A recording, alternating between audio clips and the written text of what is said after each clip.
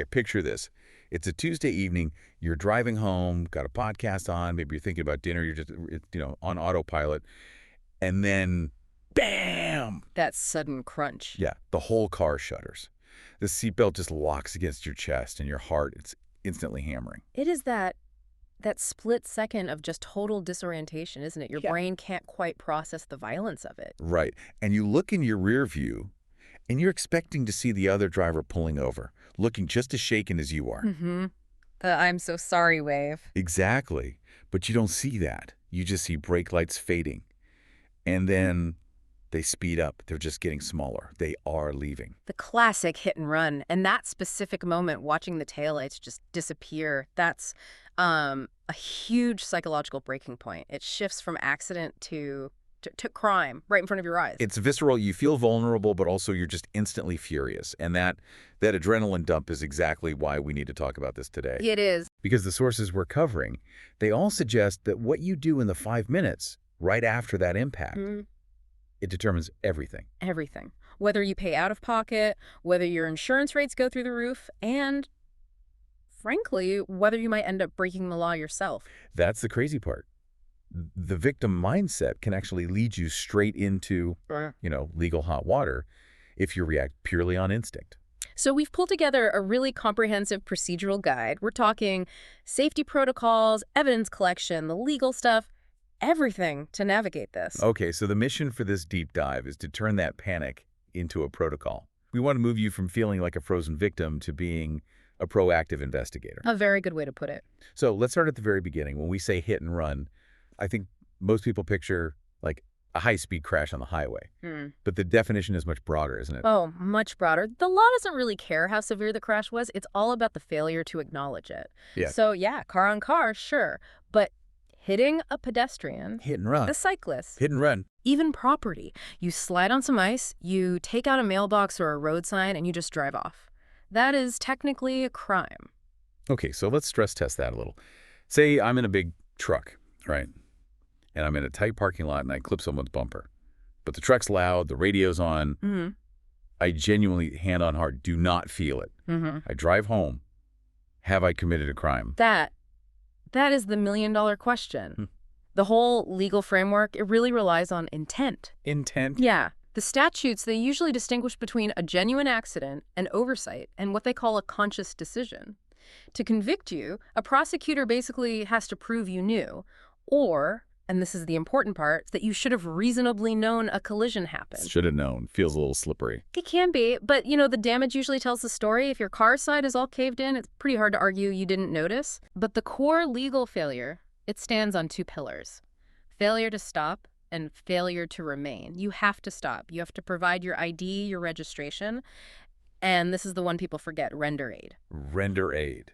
That sounds like I need to start performing surgery on the roadside. No, please don't do that. It just means reasonable assistance. So if someone is hurt, your only obligation is to call 911 immediately. If you drive off and leave an injured person, the charge just leaps from a misdemeanor to a felony instantly. Wow. Okay. So we get the stakes. Let's go back to the scene. I've been hit. The car's speeding off. My adrenaline is just through the roof. My brain is screaming, go get him. And that's phase 1, the immediate reaction. This is where your brain becomes your own worst enemy. Because I want to chase. Yeah. I really want to catch the bad guy. It feels like justice. Of course you do. It's the fight in fight or flight.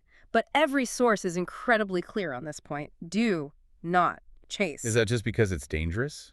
Because, I feel like I could handle it. It is dangerous, yes. You have no idea who is in that car. They could be drunk, armed. Maybe they're fleeing a much worse crime. But there's a legal trap here, and most people fall right into it. And that is? If you chase them, you are now also leaving the scene of the accident. Wait, what? Technically, yes. The law says you have to remain at the scene. By chasing, you've abandoned it. So now you have this nightmare scenario where the other driver could call the police and say some maniac is chasing them down the highway. Or they could circle back and claim I fled. Exactly. You've just muddied the water so badly that the police can't tell who the aggressor was. That is terrifying. So by trying to be a hero, I could end up sharing the blame. It has happened. So you have to fight that instinct. You stop the car. You check yourself, your passengers, anyone hurt.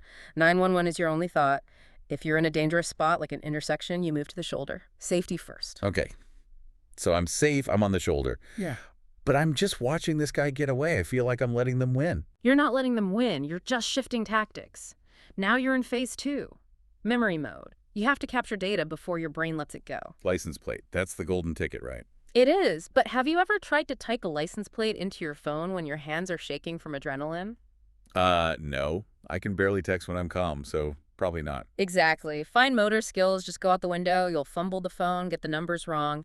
That's why the sources suggest the audio note trick. Okay, tell me about that. So if you have a dash cam, you just shout the license plate out loud, scream it. If you don't, grab your phone, start a voice memo or a video, and just narrate.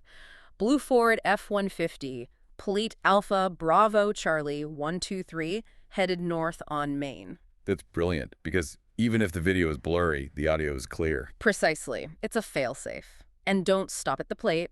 Get the make, model, color, and any distinctive features. A bumper sticker, a broken taillight, a roof rack, anything. Right, because I'm guessing silver sedan doesn't help the police very much. Silver sedan is half the cars in the country. Silver sedan with a baby on board sticker and a dented rear bumper. Now you're giving them something real to look for. Okay, the car's gone. It's quiet again. My heart rate is maybe down to 120. Now what? Do I just sit and wait? Nope. Now you enter phase 3, Sherlock mode. You are the lead investigator until the police get there, and your job is to document that scene before it changes. Photos. Or so many photos. And not just the nice shot of your crumpled fender for the insurance company. For the police, you need context. What do you mean context? We're building a narrative. So photograph any skid marks, or, even more important, the lack of skid marks. Lack of them? Why? Well, no skid marks proves they didn't even try to stop. That goes toward that intent we were talking about. Photograph the debris field, broken plastic, glass. Look for paint transfer. Like CSI style. Enhance the paint chip. It sounds dramatic, but yeah. If there's blue paint scraped on your white door, that is physical evidence linking a blue car to yours. Photograph it close up. Then step back. Photograph the stop sign, the sun glare, the weather. You're freezing, that moment in time. And what about people? Witnesses? Witnesses are your most perishable resource. They have places to go. They lose interest. You have a window of 3 to 5 minutes to get them. That feels so awkward, just walking up to strangers like, hey, did you see that? It is awkward, but you have to push through it. Talk to pedestrians, other drivers who stop, maybe a shopkeeper. And here's the pro tip. Don't just ask for their number. Ask them specifically, would you be willing to give a statement to the police? Because a number is useless if they ghost you later. Correct. You need to know if they'll go on record. But, okay, let's say there are no people. It's 2 a.m, the street's empty. You still might have a witness. A digital witness. Surveillance. We live in a surveillance state, for better or worse. In this case, it's for the better. Look around. Black domes on buildings. ATMs. Gas stations. Ring doorbells. How do I even get that footage, though? I can't just walk in and demand the hard drive. No, and if you demand it, they'll probably tell you to get lost. The approach has to be politeness and urgency. You have to go into that gas station immediately. We'll have a big rush. Can't the police handle that later? They can, but by the time a detective gets your case, it could be 3 days later. A lot of those systems, they run on a 24, 48-hour loop. They just overwrite the old footage. Oh, wow. So if you wait, the evidence literally deletes itself. I would never have thought of that. So I go in, I explain what happened, and I ask them to. What? Save it. Ask them to check it. Ideally, let you record the screen with your phone. If they say no, which they might, just ask them to preserve it. Please don't delete the footage from 2 p.m. today. Then you tell the police exactly which camera it is. You're building them a map. You're making their job easy so they're more likely to actually do it. That's it. Police resources are stretched thin. If you hand them a case on a platter, here's the plate, here's a witness, here's the camera, you're so much more likely to get a result. That makes a ton of sense. Okay, we've gathered the evidence. Now we make it official. The police report. Absolutely non-negotiable, even if the damage looks tiny. I've heard people say, oh, the police won't even come out for a fender bender. And in a lot of cities, that's true. They won't dispatch a car unless there's an injury. But that doesn't mean you don't file a report. You go to the station or you file one online. And why is that paper trail so important? Insurance. This is the part that hits your wallet. Without a police report that says hit and run, your insurance company might just classify it as an at-fault accident on your part. Meaning I pay my deductible and my rates go up. Exactly. But with a police report, and if you have uninsured motorist coverage, your deductible might be waived completely. The police report is the key that unlocks that protection. It proves you were the victim. That alone is worth the price of admission for this deep dive. Go talk to your insurance agent about that coverage. 100%. Do it today. Okay, let's shift over to the offender. Phase 4. Consequences. Let's say we did everything right, we got the plate, cops found them. What happens to the person who ran? Well, it really depends on the damage they left behind. You're basically looking at 2 tiers, misdemeanor and felony. What's the dividing line?